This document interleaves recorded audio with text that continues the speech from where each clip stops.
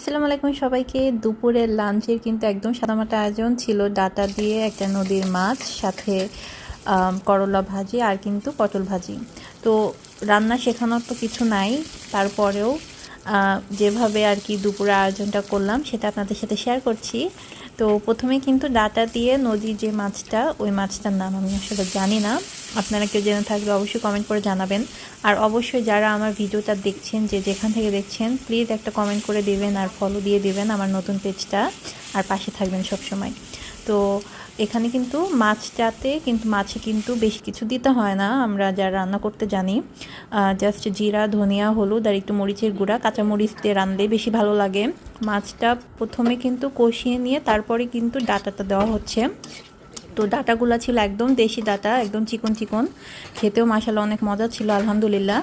তো তারপরে কিন্তু পটল ভাজির জন্য হচ্ছে একটু জিরা বাটা, একটু হলুদ, মরিচের গুঁড়া আর একটু লবণ দিয়ে কিন্তু পটলটা মাখিয়ে রাখা হয়েছে কিছুক্ষণ।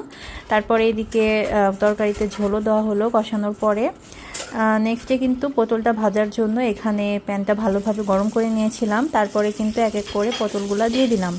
তো পটল ভাজার জন্য কিন্তু একদম যদি লো আঁচে দেওয়া যায় তাহলে কিন্তু ভেতর থেকে পটলটা ভাজা হয় আর সাথে কিন্তু খুব সুন্দরভাবে সেদ্ধ হয়ে যায়। তো আমি কিন্তু এখানে একটা একটা করে পটলটা উল্টে দিচ্ছিলাম, আর অবশ্যই মেকশিওর করবেন যেন হালকা আঁচে দেওয়া হয়, তাহলে কিন্তু খুব সুন্দরভাবে সিদ্ধও হয়ে যাবে আর ভাজাটাও ভালো হবে। আর এখানে কিন্তু তরকারিটা ফুটে আসছিল।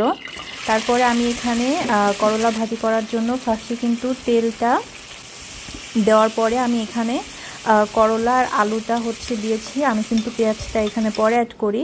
তারপরে হলুদ লবণ দিয়ে একটু ঢাকা দিয়ে রেখে দিয়েছিলাম।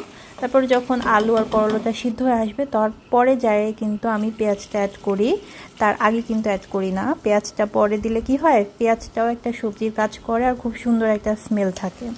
তো পেঁয়াজটা দেওয়ার পরে কিন্তু খুব সুন্দর করে নেড়ে চেড়ে নিলাম। এর মধ্যেই কিন্তু করলা আর আলুটাও কিন্তু সিদ্ধ হয়ে আসে। আর এদিকে পটল ভাজিটাও প্রায় অলমোস্ট হয়ে গিয়েছে। তো যাই হোক, এইটাই হচ্ছে লাঞ্চের সাদামাটা রান্না। অবশ্যই কিন্তু যারা আমার পেজটাতে নতুন যারা, তারা কিন্তু অবশ্যই আমাকে ফলো